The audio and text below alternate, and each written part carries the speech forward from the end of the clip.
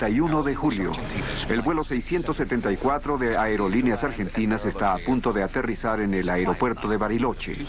Es una noche tranquila, solo 2 aviones en el radar, el vuelo 674 y un jet militar distante. De repente aparece una tercera nave, un ovni tan perturbador que cambió la vida de este piloto, como le dice a Encuentros en su primera entrevista fuera de Argentina. Y nuestra preocupación empezó cuando vimos la luz. Consultamos a la torre y dijeron que no sabían de ninguna otra nave en el área. La torre preguntó si Polanco estaba viendo la aeronave militar, pero Polanco insistió en que había una tercera nave sobre su jet. Consultamos a la torre de nuevo y dijeron que podían ver nuestras luces. No había ninguna nave cerca de la nuestra y confirmaron que la aeronave militar estaba en su posición.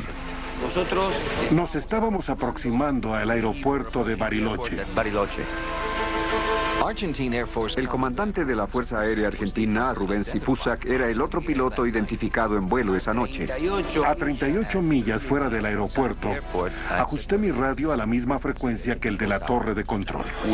Podíamos oír la conversación entre la torre de control y el piloto de un avión de Aerolíneas Argentinas, quien le preguntaba al controlador si había otro vuelo en el área. El controlador contestó que no había otra nave en los alrededores. La primera impresión es de un choqueo. La primera impresión fue de sorpresa por parte de los pasajeros. Las luces del objeto estaban bien definidas. Tenía una luz anaranjada en la parte superior, luces verdes a los lados y la parte sólida del objeto era oscura. Horrorizados, los pasajeros se asomaban a las ventanas y veían que el ovni se acercaba peligrosamente al ala del avión. Estaba asomada a la ventana y veía luces azules y anaranjadas que pasaban muy rápido y muy cerca del avión. Nuevamente, le dice el piloto de Aerolíneas Argentinas que algo estaba volando al lado de él. El controlador decía que era imposible, que no veía nada. La torre de control nos llamó para preguntarnos si no veíamos algo. Estábamos a 6.000 pies de altitud cuando escuchamos la comunicación. Le dijimos al controlador que no podíamos ver nada. Después de eso, el piloto de Aerolíneas Argentinas dijo que las luces del aeropuerto se habían apagado. Se produce un corte general de energía eléctrica en la ciudad, por lo que utilizamos los servicios de emergencia del aeropuerto. Le dije a la torre de control que no podíamos generar más electricidad y que debían decirle al avión que iniciara una maniobra de escape porque ni siquiera podíamos mantener las luces de emergencia. El apagón obligó a Polanco a interrumpir el aterrizaje. Recibió órdenes de rodear el aeropuerto hasta que se reanudara la energía. Como las calles estaban a oscuras, la fuente de luz más visible en la ciudad era el ovni. Esa noche se cortó la luz. Mi esposo y yo salimos por cigarrillos. Cuando salimos, vimos que todo estaba a oscuras. No había nadie afuera, ni siquiera autos en las calles.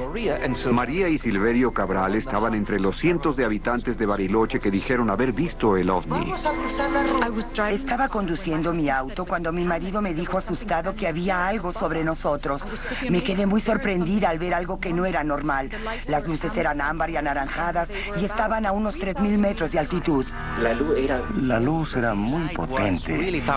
Cuando decidimos salir del auto, la luz desapareció de repente en dirección hacia el este.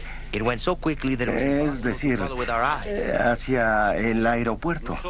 Estábamos a punto de entrar en el espacio aéreo cuando volvimos a oír que el piloto de Aerolíneas Argentinas pedía la confirmación de la presencia de otra nave en el área.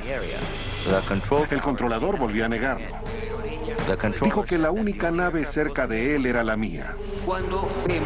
Entonces vimos una pequeña luz a unos 5.000 pies debajo de nosotros. Era una luz parpadeante, ámbar y clara, que iba a unos 1.000 o 1.200 kilómetros por hora. La luz iba horizontal. De pronto se volteó verticalmente y luego estaba sobre nosotros. Por la ventana vimos que la luz seguía ascendiendo. Le pido que le comunique a la torre. La torre de control no lo confirmó, pero los militares confirmaron que podían ver la luz porque estaban viendo nuestro avión desde otra posición. Las luces de la pista del aeropuerto se habían apagado. Iniciamos nuestra maniobra de escape y me di cuenta de que la tripulación se estaba poniendo nerviosa. La gente estaba muy nerviosa. No sabían lo que estaba sucediendo.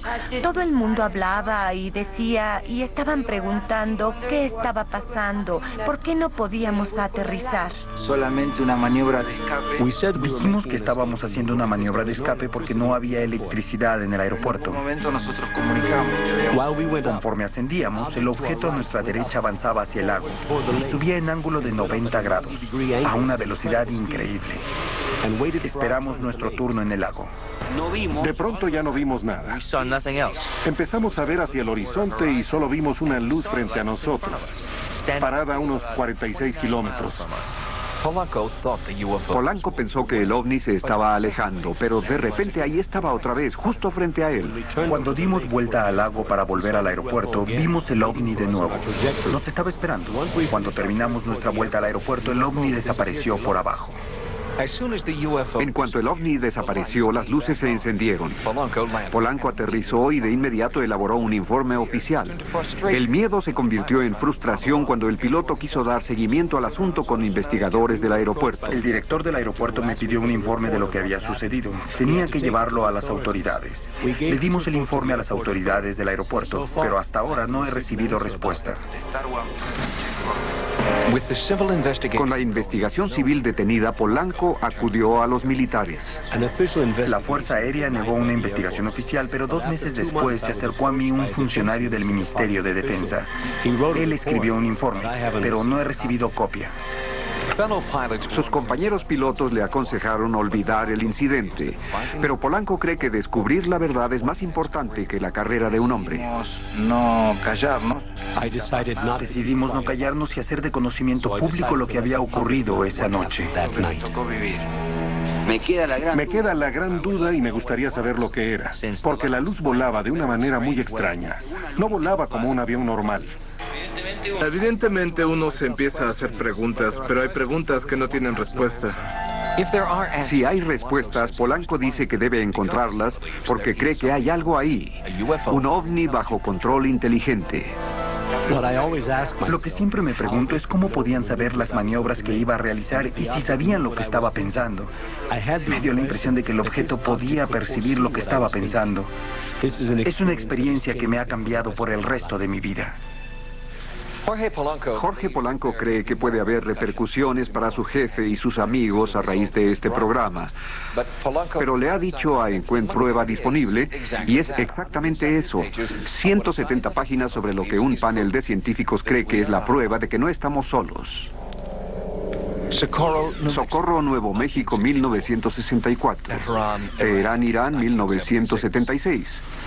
Rendlesham Forest, Inglaterra, 1980. Estos son 3 de los casos más convincentes en la historia del estudio de los ovnis. Y estas historias completas, así como otras apariciones e investigaciones obtenidas en archivos poco conocidos, se presentan en OVNIs, la mejor prueba disponible. Está ideada para convencer al mundo de que los ovnis son un fenómeno digno de una investigación seria, al presentar los estudios de las 3 organizaciones de investigación de ovnis más grandes del mundo. Los casos se seleccionaron por estar bien documentados con, por ejemplo, informes de inteligencia militar, y se eligieron de manera que representaran a diferentes países. También se eligieron porque acabaron con mitos. Por ejemplo, la popular noción de que los testigos oculares de ovnis son locos quedó desmentida en el caso de Socorro, donde el principal testigo fue un oficial de policía. Un ovni aterrizó en el desierto que rodea un pequeño poblado de Nuevo México y fue visto por el oficial de policía Lonnie Zamora.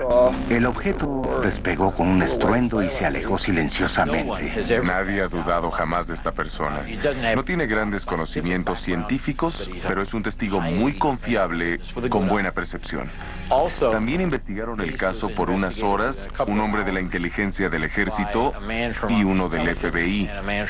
Ambos quedaron muy impresionados por el policía. El encuentro de un ovni con la Fuerza Aérea iraní echa por tierra el mito de que los ovnis son aeronaves que el público confunde.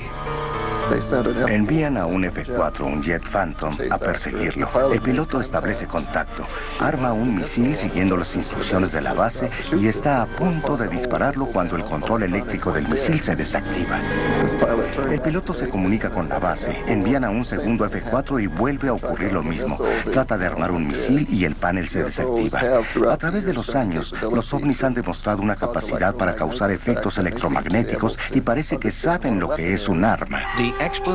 La explicación de que se trata de armas humanas no explica el incidente de Bentwaters.